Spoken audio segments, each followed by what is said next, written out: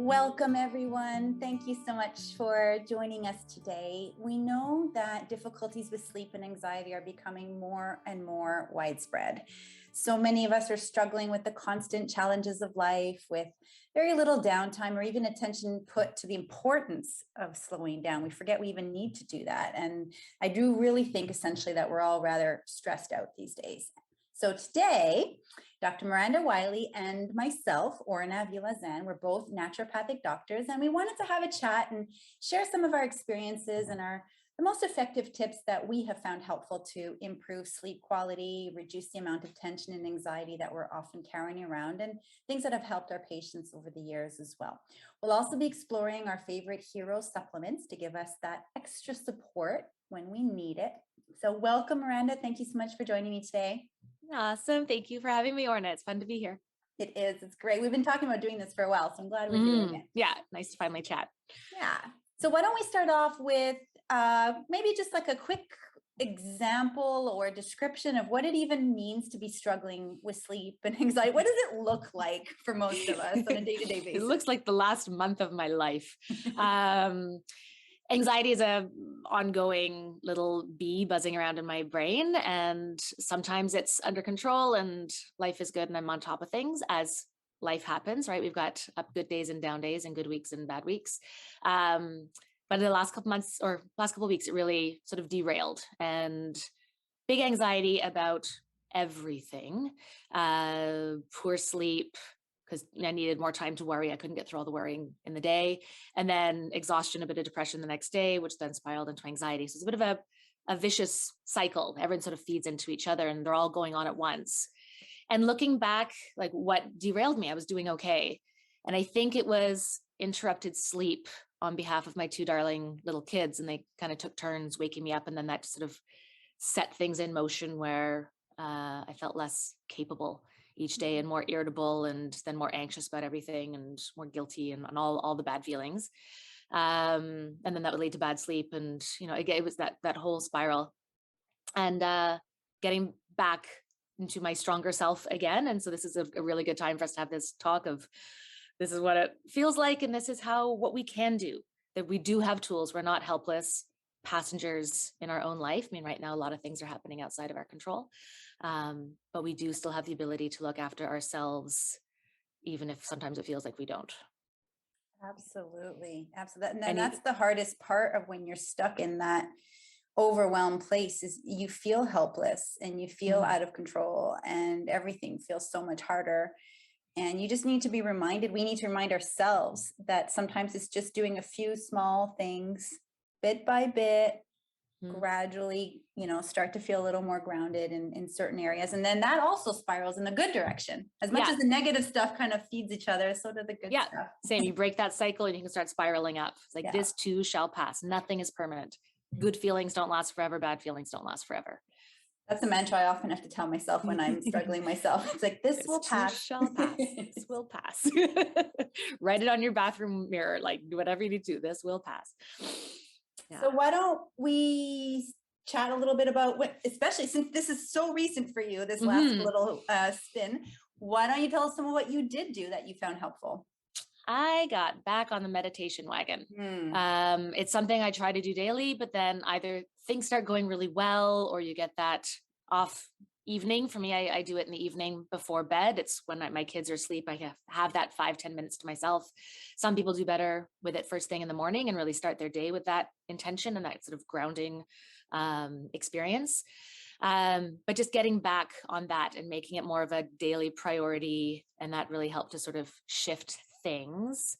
Do you meditate? I do. I'm also not always very consistent. And usually it's when things have derailed a bit that you're like, oh, okay, it's been a while. Maybe this is part of why I've, been struggling.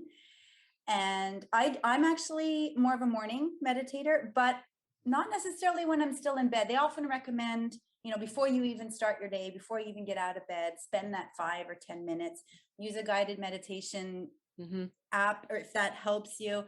But I'm usually kind of like, no, I've got all these things in my mind. I got all these things I want to do. And I just kind of go, or there's demands of my time and I just kind of go. But I do it with breakfast. Oh, there you go. Yeah. While eating? While eating. Ah, so mindfulness is the other sort of key sort of sister to meditation. And food, I think, is a really good time to bring in that mindfulness piece. Yeah. Tell me what you do with breakfast. So I kind of always try to bring it back to the five senses, because similar to meditation, when you're purely in that quiet place, you're often trying to kind of just observe and watch and not get engaged in whatever the mental spin is of the moment. And it's also remembering that you're not necessarily aiming for a completely blank slate. You're very unlikely to get there. Yeah. It's So an unrealistic goal. Yeah. Don't even try. Just when the mind wanders, just kind of like, oh, it's done it again, and bring it back. Yeah, bring it back. So when it comes to something, when it's around and eat my breakfast, like you said, it's probably, I should rephrase, it's more of a mindfulness exercise than pure meditation. But I bring it back to the five senses, because that helps me focus on something concrete. So I'm smelling the food, like maybe, there's some lovely fruit I can smell, or there's some nice oatmeal I've made and I can get the smell of the cinnamon. Like I'm really focusing on that.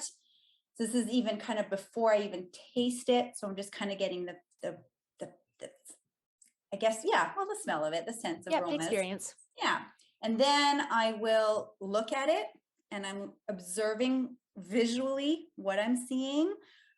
What does it look like? What are the colors that I'm seeing? And I'm picking up a spoon or a forkful, and then I'm really focusing on the taste and the feel. So what does it taste like? Where my tongue am I feeling what? What are the textures? Is it crunchy? Is it smooth? Is it creamy? And that, is it warm? Is it cold? So just kind of trying to name all of those five senses: what I can see, what I can taste, what I can feel, what I can smell. And well, admittedly, what I can hear isn't necessarily focused on my meal. If it's crunchy food. Yeah. It might just be, what am I hearing in my environment in that moment? Yeah. Yeah. What are the sounds outside the window or inside your place? Yeah. Yeah. And I think that's also really important, because we have the gut brain axis. And when we're in stress, we're in fight or flight, blood is moved away from our digestive tract. It's not the priority if you're about to be attacked by a bear. Whereas if we can bring it back to that calm, parasympathetic, rest and digest mode, that's another modality to tell our brain we're safe. I'm focusing on my meal, and I wouldn't be doing that if I was in danger. So I love that you do that with breakfast. It's just I think another element of that calming. It starts your day a little more grounded, or breaks that sort of anxiety of the day to come a little bit. Yeah. Lovely. Yeah. So what other tools? I know that when it comes to sleep, a lot of people struggle, and that a sleep routine, or sometimes it's called sleep hygiene, there's different expressions used. What are some of the things that you recommend for that? Again, sleep has never been my strong suit. I mean, my husband has literally fallen asleep standing up once. Like, he can just lie down and he's out. Nothing is going to interrupt his sleep. Whereas for me, the slightest sound, the slightest thought, it's all this hummingbird brain. I use earplugs every night, because sound is a really clear trigger. Super, super dark room, and making it a cold room, and then just nice warm blankies. Historically, the fire would dwindle at night, the hearth would settle down, and we're designed to be cooler when we sleep. So being too hot can interrupt that. Keeping the same bedtime and wake up time, I find really imperative. And having kids, it's also kind of non-negotiable. Like, there is no sleeping in. I haven't used an alarm clock in years. But it's just that rhythm. The adrenals know that, you're going to go to bed at the same time. You're going to wake up at the same time. Which is why I think, shift workers have such a rough go with anxiety and sleep management, because they're constantly changing their circadian rhythm. But for those of us who don't do shift work, the more you can go to bed at the same time, it's amazing how quiet the world is early on Sunday morning when everyone else is sleeping in. Like, this is ours, right? So yeah, I think those are really key. Temperature, sound, light, and rhythm. Anything you'd add to that? I would add some kind of a routine that you do heading towards bedtime.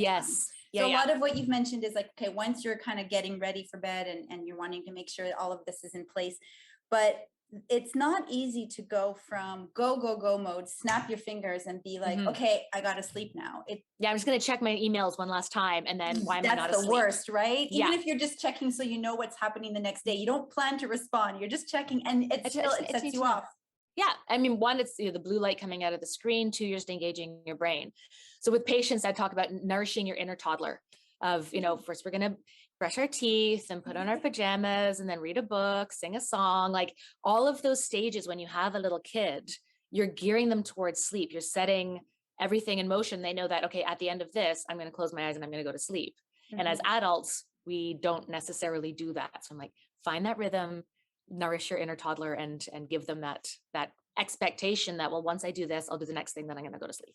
Find what works for you, whether it's taking a bath, whether it's doing a guided meditation, reading a book, stretching, yoga, whatever it may be. And I also, if possible, it's not always possible, but try and get some of the warmer lights, like the light bulbs that are more in the yellow tones and orange tones, not having the TV on or the computer on. Or stop screens an hour ahead of time. Yeah, exactly. Yeah. Unless you use your screen, because there are so many like meditation apps or things, you might be using it helpfully, but no emails, nothing matters that much.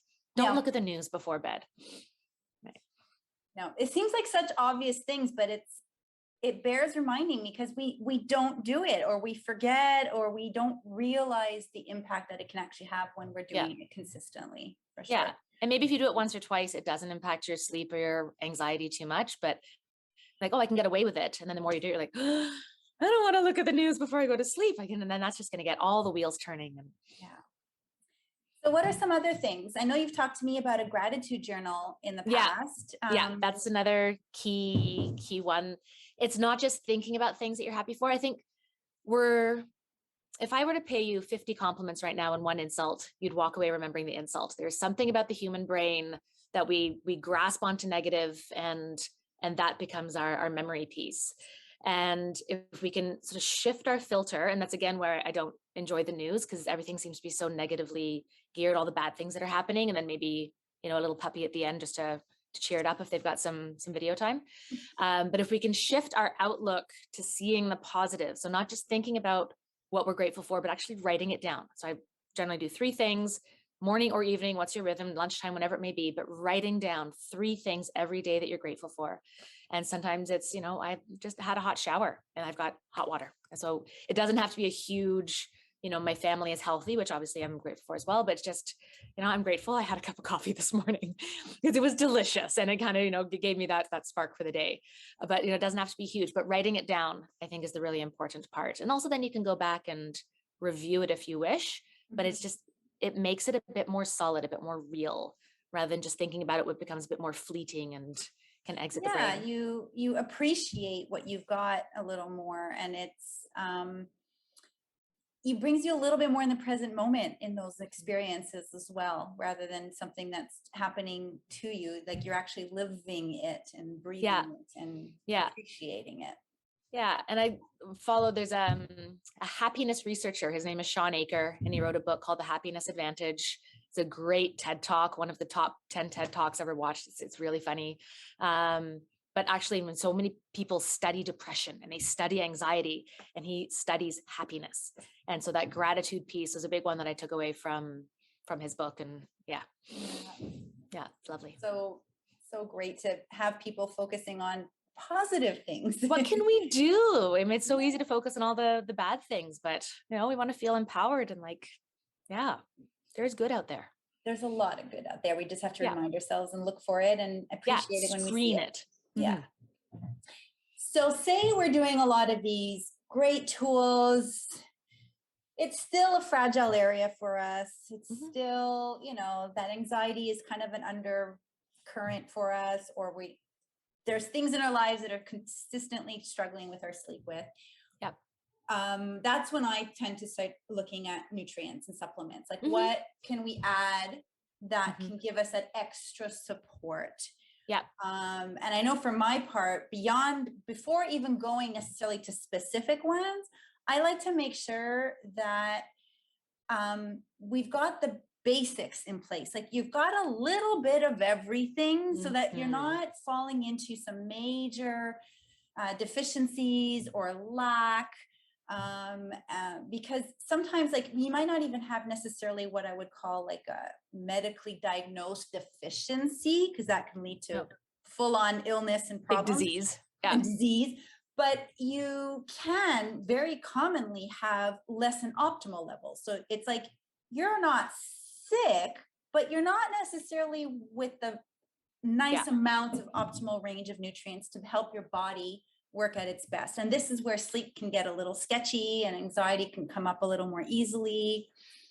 And diet can change, right? When you're feeling stressed out, it's easier to just like, have some cheese and crackers for lunch rather than roasting up the veggies or making a soup or, getting all your nutrients that way. And again, that gut brain axis, when we're under stress, we're not necessarily absorbing our nutrients as well. So if we can just, take like a multi or something that's going to cover all the bases, get those baseline nutrients in while doing the meditation and the mindfulness and the gratitude and the sleep, like, it doesn't have to be one or the other, but let's sort of layer all these things together so we can shift that rhythm and start the spiral going in a positive direction again. Yeah, like just make sure you've got your insurance policy in place. Like get that multivitamin and just kind of at least start there.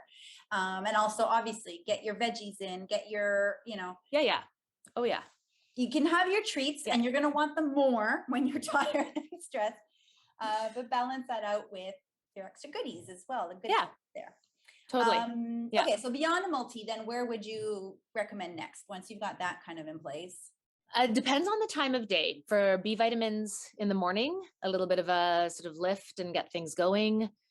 We need them for our nerve health. We need them for metabolizing our food and keeping our sort of energy level steady, turning the fat, proteins, and carbs into usable energy that the cell can handle. That was another thing as I got back onto the meditating. Okay, I'm in a bad place. How do I turn that around? It was being really consistent with a B vitamin in the mornings because I found the energy lift calming. Again, they'll do it in the evening. That doesn't work for me. So people might want to experiment with their timing. And then to help relax and calm down at night was magnesium. Yeah. Do you take? So you're kind of like you're recommending a B complex then in the morning to help with energy and mood. Actually, I know that energy, mood, nerve function, metabolism, sort of all of it. Keep that nervous system healthy. Magnesium for the nervous system. With anxiety, I might even do magnesium more frequently throughout the day as well, to keep that calming, muscle relaxing, brain relaxing element happening during the day. But if sleep is an issue, doing it closer to bedtime as well. The multi, either with breakfast or with lunch, whatever fits the schedule, right? I mean, I don't like dictating to patients, exactly when they need to do things. I'll often say do it imperfectly rather than not at all. Like, I forgot to do it first thing in the morning, so I just didn't take it that day. I'm like, well, just take it with food, without food. Like do what you need to do. And that's where like the mega food multi, it doesn't matter if you take it with food or without, right? It's whole food based. So it's a really easy one. We're like, I forgot to do it with breakfast. And now it's 2 hours later and just take it. Yeah. And I find magnesium, I do notice a lot of people will notice right away if they've forgotten their magnesium or when they start taking it, you will notice that shift between when you're taking it and when you're not taking it. But with your multivitamin and sometimes even with your vitamin B complex, you might not really notice any major difference, but it has a cumulative effect. It has, like if you've been off of it, if you're used to taking it and you've been off of it for like 2 weeks, you will probably, I know I do. I certainly notice that I'm more tired. I'm dragging my feet a little bit more. Yeah. So it's the kind of thing you can't think of it as, okay, I'm going to take it and it's not like taking a cup of coffee. Yeah. Not going to give you that go. You're not getting that immediate boost. No, but the more you do it, the more you're like, I'm just handling things better. Exactly. Just, more resilient, and maybe it's all the meditating, but maybe it's the nutrients too. I think it's a little bit of a combination. It's, we're complex beings. We can't just do one thing or take, one nutrient. It's all that synergy and interaction of, mind, body, wellness. Yeah. And you touched there a second ago on, the mega food supplements in particular are whole food based, which means they're a lot easier to digest, they're easier to absorb. What does that really mean? Like when we talk about a whole food supplement? Ideally, I think we're all going to be eating, fresh vegetables from the garden year round and getting sort of maximum organically grown nutrients. Realistically, especially when we're under stress, life gets in the way, and we might be choosing things that are maybe a little less nutrient dense, but, convenient and faster and get us out the door. With other multis, I grew up in the health food industry. There was always the guideline, you got to take it with food because you kind of want to piggyback them onto that digestive piece. With mega food, you've got vitamin C from oranges and B vitamins from broccoli or yeast. You've got, food-based nutrients, the beta carotene actually in carrots. I think it's a nice way of the body recognizing the nutrient in that form, and having all of the cofactors and other elements that we haven't necessarily identified in the food that research is still, picking apart and exploring what each of those things does, and just getting them into our system where they're going to do the good. We aren't what we eat so much as we are what we absorb. And I just want to make sure that those nutrients are actually getting into the bloodstream and not just being a waste of money and effort to swallow them down. It's like kind of like by taking it the way our bodies are used to receiving it, yeah, with the complexity of the mix of everything that's in there, allows these nutrients to function better, to be absorbed better, to be used better, more efficiently by the body. Yeah, we evolved with food, not with isolated nutrient supplements, although they do have their role and I will use them as needed. But just that general guideline, eat well and just do a nice whole food multi, like the mega food multi, and just kind of, fluff out all of those areas that might be a little bit dippy. Like everything as replete as possible. Yeah, so we've, so a multi as a basic, a vitamin B complex, most likely earlier in the day. A magnesium can be throughout the day if there's a lot of anxiety, but in the evening, it's really great. Definitely in the evening, like that muscle relaxation, brain calming. Yeah. I like to add melatonin potentially. Now that would be more if it's really the sleep that's the issue. Like you're struggling to fall asleep, or you're waking up regularly throughout the night, and you're doing your sleep hygiene, you're doing that routine, you're doing all the good stuff, and it's hopefully it should be better, but it might still be a little bit of a challenge or a fragility. There might still be some monkey brain. Yeah. The monkey won't actually go to sleep. Yeah, melatonin is great for that. And especially if we're trying to set a circadian rhythm of like, maybe you are used to staying up till 12 or 1 and, having that anxious pattern. Like I really want to start getting to sleep sooner. Melatonin's great for kind of setting that rhythm, turning off the screen so we're not upsetting, our own melatonin production. But then just that little bit consistently, same window of time every evening.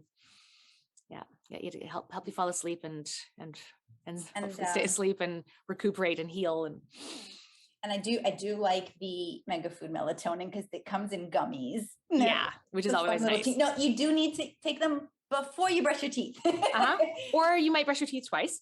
You might brush your teeth twice. Yeah, but no, they're really handy, and they're a low enough dose that I think people can start off gently. Just half of the usual dose you would find in a capsule is just 1.5 milligrams. You might need 2. Some people might need 3, but you can start gently and kind of tune into your body and see how well it works for you and how you respond. Yeah. Well, that's great. I think we've kind of covered a lot of the top topics that we wanted to touch on. Is there anything that comes to mind that you want to share or add? I don't know. I think really looking at our life and our lifestyle. I mean, I'll often tell people, I don't have a pill if you hate your job. I don't have a pill if you are in an unhappy relationship. Like we have to sort of look at what's not working, what is working, take ownership where we can, and, do the meditation, what's within my control, what's without, what can I learn to accept, what do I need to actually fight for my values, and flow with it. But yeah, using the nutrients, using the positivity tools and the mindfulness and the meditation, we do have power in our lives. We do have that sense of control. We might not have the sense of it. It is there if we seek it. I find a really key piece as well is bringing in gentleness towards yourself, because especially when you're feeling overwhelmed and tired and anxious, and you can feel this small sometimes, and you can feel like everybody hates you, or you can't do anything right, or nothing's going the right way, it's so easy to start that self-critical voice going really, really loud. And it's about just bringing in some love and some gentleness and some patience with yourself as you're doing, like you were talking about the toddler routine for bedtime kind of idea. I would say speak to yourself as you would to a toddler. Bring in the love, bring in the patience, bring in the understanding, give yourself a little space. Yeah. Or as you would talk to a friend, right? If you came to me and was like, oh, I'm feeling really low and I'm not good at this and I'm mad about that. I'm like, no, Orna, you're great. And then, really bolster up someone who you love. Do that to yourself. And that can be hard, especially when you're already in sort of a downward spiral. But the more you can sort of catch it, also just get people to yell cancel in their head by that night. Oh, I'm no good. I'm trying to cancel, replace it with something positive. And then just don't try not to feed that angry voice or that mean voice. Very wise. Very wise. Yeah. All right. So why don't we end it on that? Thank you, Miranda. This was so much fun. Yeah. It was lovely chatting with you, Orna. Yeah. Yeah. I think it's been helpful for everyone. I'm sure that everyone's grabbed at least one good tip for themselves here. I hope so. I wanted to just add for our listeners that those who might be wanting a little more guidance as to what would be an ideal supplement to take, we do have the personalized supplement quiz, and this is on the megafoodcanada.com website. And it's just a few simple questions, brings you to some quick personalized answers and a wealth of information, more than even Miranda and I have shared here. So you can certainly explore that if there's interest for you. So thank you so much. Thanks, everyone. Thanks, Orna. Take care. Bye. Bye-bye.